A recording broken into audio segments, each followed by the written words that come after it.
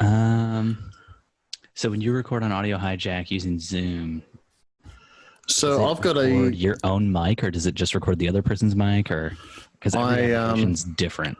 Let me show you what I've got. Let me do a bit of a share. There you go. So this is my Audio Hijack setup. Can you see that one? So we're recording right now, and so I'm recording two files. I'm recording just a plain my voice, and then they're recording a stereo, which is my voice on the left, and then if you talk, you'll see the right VU go. I'm trying to record because I want to keep what you have set up so I can mimic it. Jeez, your setup is so much more complex than mine. The input switch is, I could probably remove that. That was me trying to do like a built-in kind of mute button. Like I could mute myself to make the edit better, but then I'd just forget to mute or unmute myself. So that actually means nothing. Oh man, that is crazy. Why do you use the VU meters? Just to check. I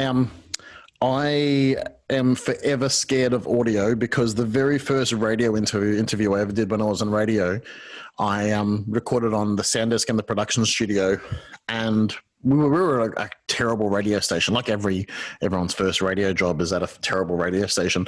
So we didn't actually have a system where the telephone system was kind of in the sound desk. It was just like a telephone on the desk, and we put a microphone to the speakerphone. That was how we recorded interviews. And so I could hear the person on the phone, so I didn't think I needed to wear headphones. So I put up my channel. So my channel's being recorded. I put up his channel's being recorded. But back then we didn't record onto computer. We recorded onto mini disc. And so I go back and listen to the mini disc, and there was a third channel up, the racing channel. So the whole interview is the racing channel, the interviewee, and me. And I'm like, ever since that day, I wear headphones and I look at VU meters. Oh man. For a second, I started recording an Audio Hijack on my end, and all the audio just cut out, and I was like, what the hell did I just do? And then I was like, oh yeah, you got to add your output device. Yeah. I felt like an idiot. No, I forget. Like this is actually, I think this is like a template thing from like one of their template things, and I just kind of added a few. Oh, whoa, what is this? Channels duplicate right to your output device? So you get the audio from Zoom. You get the audio from Zoom, and I think, is there something here? Split between channels. So you split Zoom between channels, so you get left and right, and that gets recorded to the recorder, but then grab the right and send it back to my headphones. So then in my headphones, I can hear my voice just kind of like within the microphone, because I get feedback of my voice, plus I can hear you. So.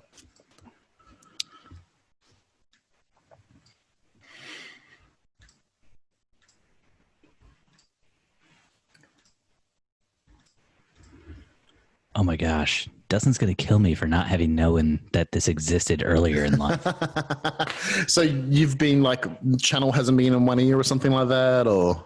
Yeah. Like the entire hell. time we've recorded, he either just takes one off. Yeah, it's painful. And so did I used to, and recently I just started leaving it on, and I'm just getting used to it. Yeah, I was like, I can hear my own voice, and I'm okay with that. It sounds great. Yeah. I used to. I was okay with that for the longest time because so when I was on radio, you would always have what's going on live in the left ear, and in the right ear, you'd have what you're working on now. So doing an edit or recording an interview. So you always, like, my brain was literally split in half. I'd be listening to what's live on air, making sure what's live on air is okay, but then also doing something, like, it's like having two conversations at once.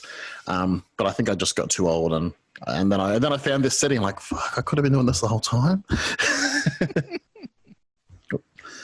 Oh, that's crazy. So your input device goes to your input switch, which you can I could probably remove the switch. Like, that's just me trying to do, like, that's muted. So then see how there's no audio going there, and then I turn back on the audio. So I could probably, like, that's me trying to do a mute switch, but I just don't use it. Do you just record MP3s when you're recording? Yeah, you can probably record WAV, but I don't know. See, I've always recorded AIF. You can probably, like, that's all. It's all fine. I think the MP3 I'm doing is pretty high quality. Like, it's 320 or 250. Yes, That's fine. Just voice. Like if you're doing music or anything like that, then you'd want to do more. But And what the VU meters, is that just measuring your own voice to make sure it's actually recording, or? yeah, so you see how it goes up when I start talking. So that's actually, so yes, there is audio there. So I can just, it's like a visual representation of the audio. So I know that it's actually there. Wow. See, I always just was like, it's weird that they just have these little orange lines. Should have at some I should have at some point in time done some sort of research into actually how I should be using this. Because I'm sure I could get a lot of use out of like the denoise, dehum, declicks, ducking, Probably. all that kind of stuff. Yeah, but see, I also do that in Audition. Are you an Audition boy or a Logic boy? I use Final Cut Pro when I'm editing this stuff. Oh, what? Yeah, I'm all Final Cut Pro. Dude, look at you! Like that's like bringing a gun to a knife fight. Well, it's what I record all of my it's what I record do all my video editing in. Okay, yeah. And I was just like, I learned Pro Tools back when I was in school, and Pro Tools was just way too expensive for me to buy now. And it's too much. Pro Tools is killer. And I was like, well, I could buy Logic and learn how to use that, or I could just do everything in Final Cut Pro and get better at editing audio in Final Cut Pro, because that's my weakest spot, I would say. I'm surprised you haven't gone full Hogan, because you can get. Oh, I know on Premiere you can get an After Effects thing that creates a waveform out of the audio. So there's a video of waveform, and then I send it to rev.com and I get a transcription, and then so I make it like a video of the podcast. I'm trying to get back to doing actual, just like today I just recorded one that was actually me on camera, but I haven't done that in a while. Oh. It's just a lot of work. It's so much fucking work. It's so hard because there's nobody else to bounce off of, so you're just like yelling stuff that it's coming to your mind into the thing the whole time. It's frustrating when you have to just record on your own all the time. Yeah. I do enjoy the podcast with other people, but it's been hell. Oh, not hell. Sorry, just you know what it's been like in our house. Like it's just everything, and I haven't had a spare moment in the house. And so when the girls went out this morning, I'm like, I am recording shit, and I have no questions to answer. I have no one to call. I'm like, oh, actually, I had a client meeting on Saturday, and I thought if I did and the client meeting was really good, I'm going to make that into a podcast. So I just did a 2-camera piece, and I think it was okay. What'd you riff on in your client meeting? The Withers wedding method, how I plan a wedding or how I create a wedding, and just about starting with what's required by law, and then adding on to the whole event by just actually saying we want to have this kind of event, so we have these kind of vendors, blah, blah, blah. So like it's not necessarily revolutionary, but I feel like no one fucking does it because everyone just goes, oh, I'm having a wedding. I guess I should have a photographer. And so my thing is like, don't just have a photographer because you think you should have a photographer. Like no photographer wants to shoot that wedding. Like they're the horror stories we hear of, like, oh, the groom was an asshole. Like, yeah, because no one was bought into the fact that I was a wedding photographer.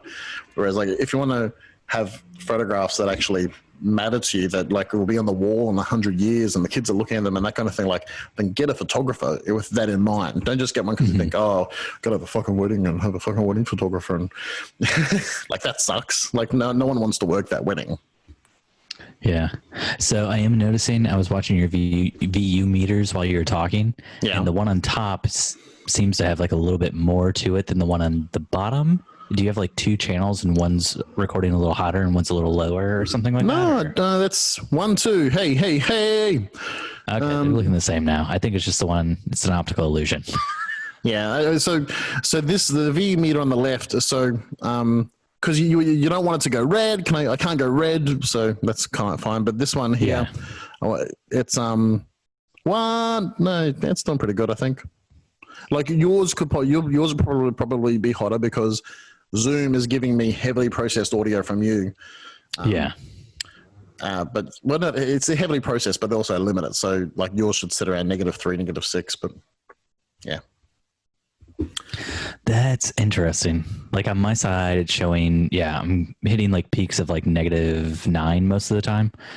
And then, but I can see on yours, it looks like I'm going in all the way up to like -3 most of the time when I'm talking. So, but like, because any VoIP audio, like the whole premise of VoIP audio is like, let's make this as shit as possible. Like there's nothing quality about VoIP audio. It's all just trying to save as many kilobits as possible. I had to do serious like thought to how I process stuff recently when I record over Audio Hijack, because I never could get it right. Like it never sounded right to me. And finally I was just like, I'm going to stop trying to do anything on my end at all. I'm going to let Skype do almost all of the heavy lifting. And then I'm just going to try to like cut out like the, like some of the mushiness to it and stuff like that. And I've been much happier with the sound. I mean, it still doesn't sound perfect, but geez, for a while there, it was like I was trying to process it the way I was processing like Dustin and I's voice to have like more of a consistent sound, I thought. And it just sounded like garbage the whole time. Yeah. Check out this. I just noticed this. So I've got a 16-inch MacBook Pro, and like just while we're doing all this, like for the period of recording, the all 8 CPUs are just like firing up like 50%. That's actually really, I don't know, not much kind of sends the CPUs into that kind of range. It's kind of cool. I feel happy. Because like I'll open it up, I'll do stuff in Lightroom, and it barely touches the CPUs. I'm like, feel free to use more CPU. Like you're welcome to. Like I purchased it for this explicit purpose. Please use all the CPU, Lightroom. Jeez, Zoom is using 400% of your processes. Isn't that nuts? Oh man.